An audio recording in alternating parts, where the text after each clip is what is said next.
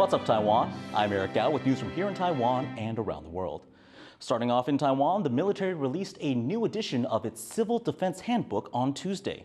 This 48-page booklet contains tips and guidelines to help citizens prepare for a number of emergency situations. It includes checklists of what to pack for a disaster and QR codes showing the locations of air raid shelters. 面对致灾性的天然灾害我们频次越来越增加。国军基本上基于保国卫民、爱民护民的一个理念，那么依据中央跟地方政府的需求，会共同来协助执行灾害防救的任务。那么目前已经完成了各项灾防工作的一个准备，也可以依据需求来适时的派遣兵力投入救援。 Civil defense is also in the spotlight because of China's increased pressure on Taiwan. The military here has seen hundreds of Chinese warplanes operate around the country recently. This is pushing Taiwan to invest more in domestically made air defense weapons to handle the growing threat. Jaime Ocon has the details. Taiwanese fighter jets intercepting Chinese warplanes flying close to its borders. China has been flying spy planes, fighter jets, bombers, and other military aircraft near Taiwan to put pressure on the country. Beijing has vowed to take Taiwan by force if necessary, and these planes are part of that threat. Since Taiwan made information about China's military activity public in 2019, the number of warplanes around Taiwan has skyrocketed. In 2020, a total of 390 Chinese military planes flew around Taiwan. In 2021, that number jumped to 972. And in 2022, it surpassed 1,700. With almost 800 incursions into Taiwan's air defense zone so far in 2023, there could be a new record by the end of this year. It's a way to strain Taiwan's armed forces. It's a way to degrade and demoralize their forces and put pressure on Taipei to say, look, this is the threat you're facing. It's real. It's here. We can come out in force whenever we want. One way that Taiwan is preparing itself to fight is by enhancing its air and missile defense. The country has already ordered more U.S. Patriot missile defense systems, but the newest batch won't be delivered until 2025. And so experts are urging the country to invest more in domestically made systems like this one, the Tiankong or Skybow. 我们有2型、3型，以及不断推出了这增程型，射高最高可以到75公里，就可以形成一个复合式的防空网，针对中共的战机或者是来袭弹道飞弹进行层层的阻绝。 This concept of a layered missile defense involves Taiwan combining multiple different systems to give the country a greater ability to defend against attacks from enemy aircraft or missiles. This strategy is meant to prevent China from encircling the country in the initial stages of a war. But analysts say that Taiwan will need to combine these systems with other things like fighter jets to protect both the skies and seas around Taiwan. 进行突破这个阶段，战机发射空射反舰飞弹，乃至于潜舰的伏击区去进行攻击。否则，一旦它进入西太平洋，把这个防御阵型展开的话，我们要再穿透它的外围防御就蛮难的。To ensure its own security, Taiwan is looking more and more into making its own defense systems, because in the end, its security is in its own hands. Howard Zhang and Jaime Ocon for TaiwanPlus. China is ready to start negotiating a free trade deal with Honduras. That's what Chinese leader Xi Jinping has told Honduran President Xiomara Castro. Castro is on a 6-day state visit to China, the first since Honduras cut its decades-long ties with Taiwan.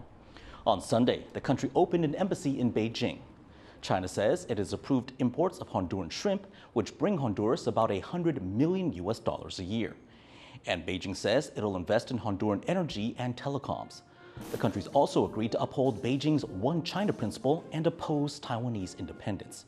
China claims Taiwan as its own, but Taiwan has never been under Communist Party rule. A student at a prestigious Taiwan university has apologized after causing an uproar by advertising an escort service. The student, surnamed He, was promoting what he called entertainment services and courses on picking up women on social media. This included giving men the opportunity to go on dates and become intimate with female escorts. The Post also said he was recruiting other students at National Zhenzi University in Taipei to join his operation. The university is investigating He's actions after receiving complaints from other students. 恋爱家教可能会去觉得它好玩，或者是觉得它好笑，然后去模仿它。它还是在用"把妹"这样的词。它除了好像把女性物化、女性工具化之外，它其实还带有这个异性恋霸权的这种恋爱造成的这个背后的意识在。我们都可以从底下的留言观察到，是蛮多人对这件事情有所不满的。Taiwan's health ministry is drafting a bill to better regulate childcare. The proposed bill will raise the criteria for becoming a caregiver. It will also make childcare more accessible while strengthening punishments for child abuse. The bill is in response to cases of abuse and neglect in Taiwan's nurseries, including ones where children have died. Over the past 5 years, 88 cases were brought to court. To find out more about Taiwan's proposed new childcare law, John Van Trieste spoke to Li Hongwen, spokesperson for NGO, the Child Welfare League Foundation. The details of this proposed Child Care Service Act are still being worked out, but there are at least 8 new provisions being considered. What are some of the most important or groundbreaking? 现行是包括说，如果你有去参加训练啊，有126小时的核心课程的训练，也可以所谓的结训保姆，也可以取得保姆的资格。那未来新法之后，这条路就打叉叉了哈。所以就是只有证照保姆跟科班出身的保姆可以来担任所谓的居家托育人员。But there are a few areas in which the Child Welfare League Foundation, your organization, says the proposed law is lacking. What are some of those areas? 如果说这个地方是在比如说偏乡离岛地区，这样的幼儿园是比较少，也没有业者愿意去在那边设点去提供服务。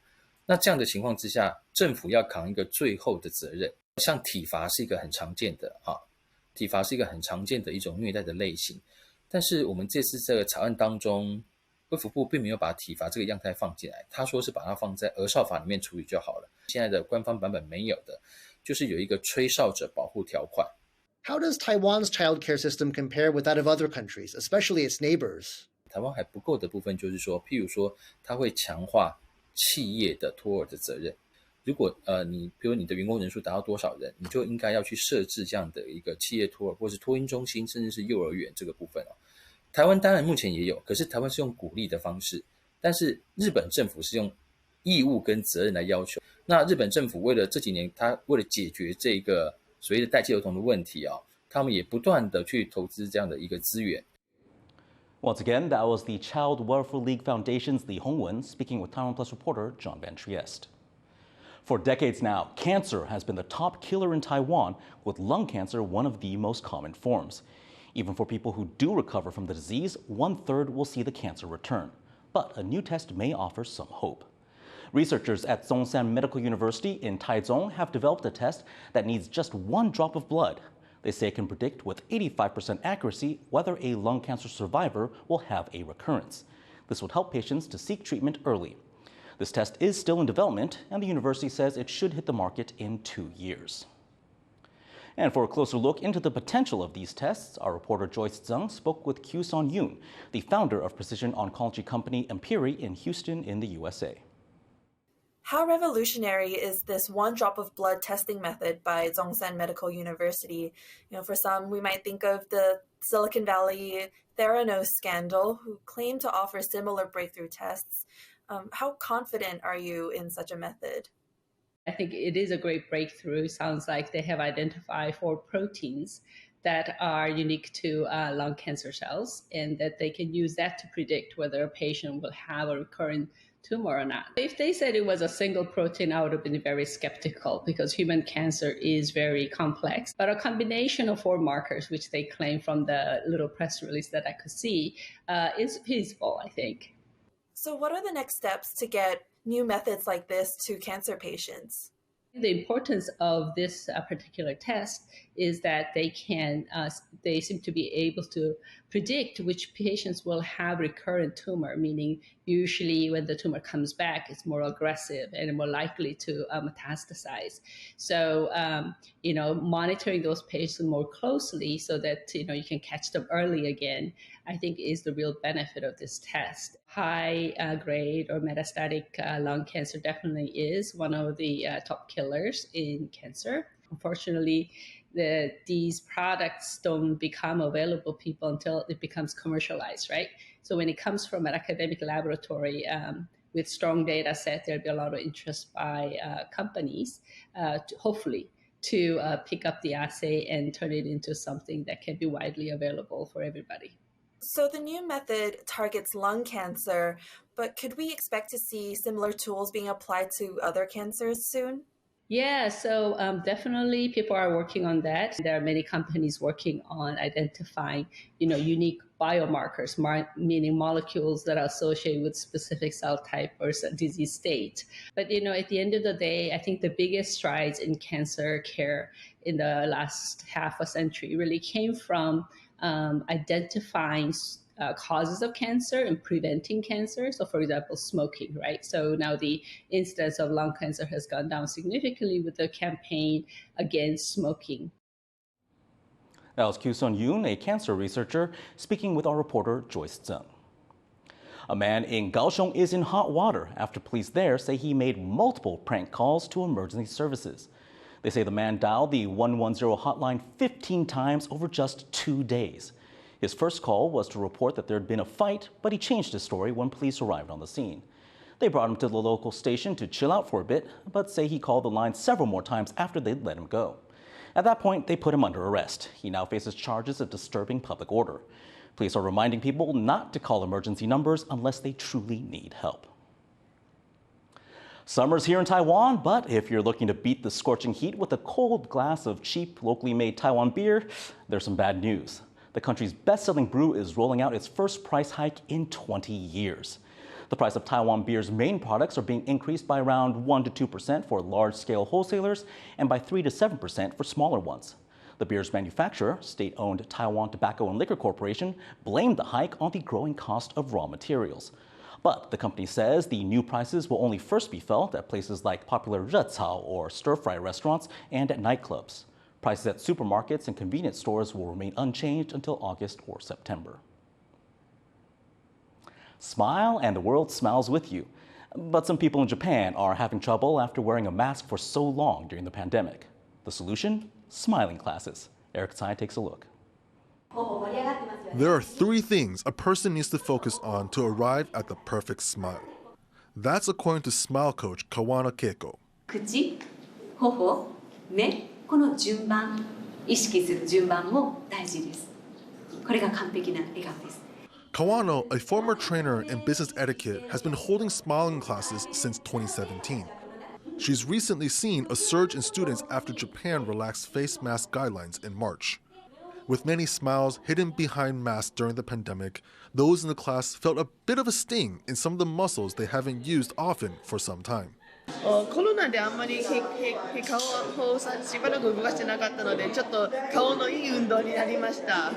Apart from a good workout, Kawano believes a brighter smile leads to a happier life. やっぱり人との出会いが増える。で、チャンスが増える。そうすると人生が豊かになる。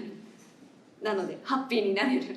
笑顔イコールハッピーっていうのがそこがテーマですね。 However, experts who study facial expressions say that while facial muscles can be trained, others may still be able to tell if smile looks practiced or faked. In other words, a smile coach might be able to help with outward expression, but real happiness must start from within. Devin Tai and Eric Tai for TaiwanPlus. Thank you for watching What's Up Taiwan. Remember to download the TaiwanPlus app for more stories from Taiwan and around the world. Before we go, check out these shots of this past weekend's Pride Parade in Sao Paulo, Brazil. I'm Eric Gao. Take care and see you next time.